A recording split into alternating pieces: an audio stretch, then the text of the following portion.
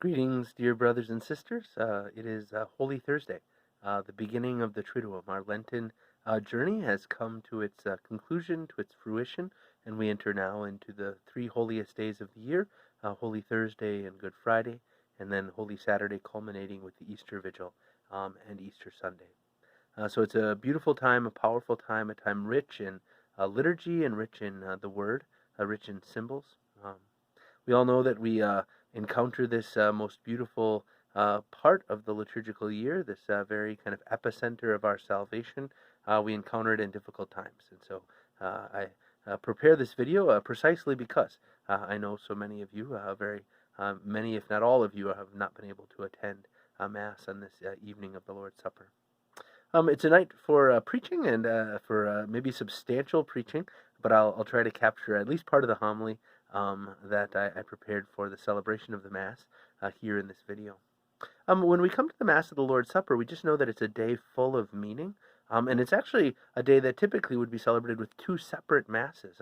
We have two big sets of prayers and readings and two mysteries. We have the Chrism Mass, traditionally celebrated earlier on Holy Thursday. In most dioceses like our own, in a normal year, it's celebrated a bit earlier because of the difficulty of everyone traveling with sufficient time to be home for the Holy Thursday for the Mass of the Lord's Supper in the evening. But at the Chrism Mass, the holy oils are consecrated by the bishop, and all the priests of the diocese renew their priestly promises. And then we come to the evening, and just even this Mass of the Lord's Supper is so full of meaning. The Missal says clearly that there are three mysteries to be preached, to be experienced and explored at this Mass of the Lord's Supper. First of all, perhaps most obviously, the institution of the Eucharist. Second of all, the institution of the Holy Priesthood, the means by which we receive the Eucharist in the world.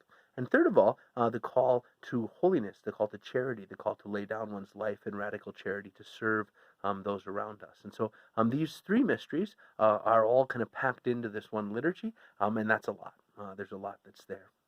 If we look at the readings, we see, first of all, the account of the Passover, which Jesus fulfilled. So all that God had done to protect the people of Israel, to draw them out of slavery, Jesus brought all of this and so much more to fruition at the Last Supper, on Calvary, and then in his resurrection. He fulfilled everything, every promise, every beautiful and good thing that God had done for his people of Israel. It was perfected and filled up to completion by the mysteries, the Paschal mystery.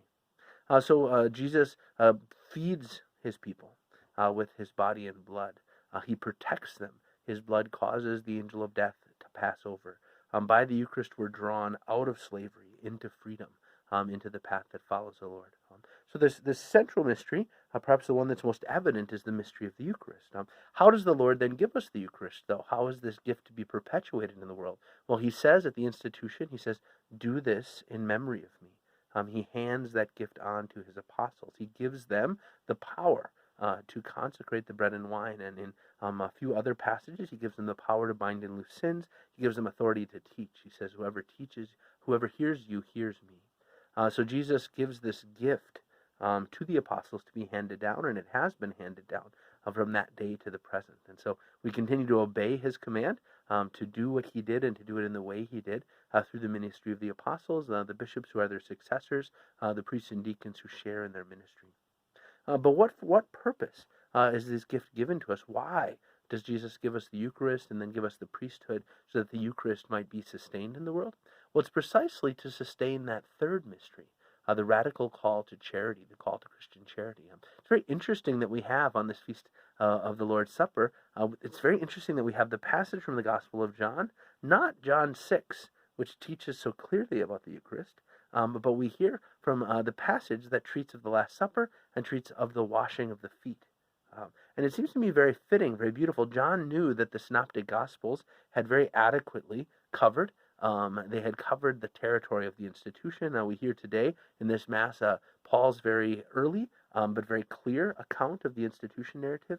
But John gives us, in some senses, the purpose, the way that the Eucharist and the priesthood are meant to bring to fruition this call to charity. So Jesus gives his apostles the example of washing their feet. Every single one of us, according to the particular details of our state in life and our vocation, the gifts of the Eucharist in our lives are meant to bear fruit, to flower and to flourish and to overflow in works of charity, that we would attend to those who are in need, the poor, the hungry, the lonely, those who are afraid, those who've hurt us or harmed us, those who are in need of peace, that we would pour out our lives as Jesus poured out his life to all these people around us. So there's a line, right? The Lord gives us the Eucharist to feed us. He gives us the priesthood to sustain that gift in the world, and those two things are meant to result in this fruit of Christian charity, of this fruit of love poured out. So I thought a clever observation. We know that with the coronavirus, that many people who in fact have COVID-19 don't know it. They're asymptomatic, and tragically, they can spread it, and that's one of the challenges we're facing. But this preacher made the point that the gospel is not meant to be asymptomatic, right? The Lord does not desire that we would receive the Eucharist, that we would receive the proclamation of his saving victory over sin and death, and then it would be unnoticeable, right? We're not going to spread the gospel through the world if we're asymptomatic, right? With the gospel has to arrive in our lives and then overflow. Overflow in kindness and patience and peace and charity and all the virtues and courage and boldness and teaching, all of these things. So there's an invitation here as we celebrate Holy Thursday, as we receive this gift, either Eucharistically and sacramentally or in spirit through a spiritual communion, to say, Lord, as I ask for this gift, as I hunger for it, as I receive it, am I allowing it to truly transform my life? Let me just close with a little bit of a witness from my own personal journey. I've shared this with many people, but the turning point in my call to the priesthood happened when I was in the Peace Corps serving in El Salvador. I was in a little beautiful village where I'm still in touch with the people. They were very good to me there, a place I consider kind of a second home. And I had newly arrived. I still hadn't really gotten to know people very well, and my life had slowed down.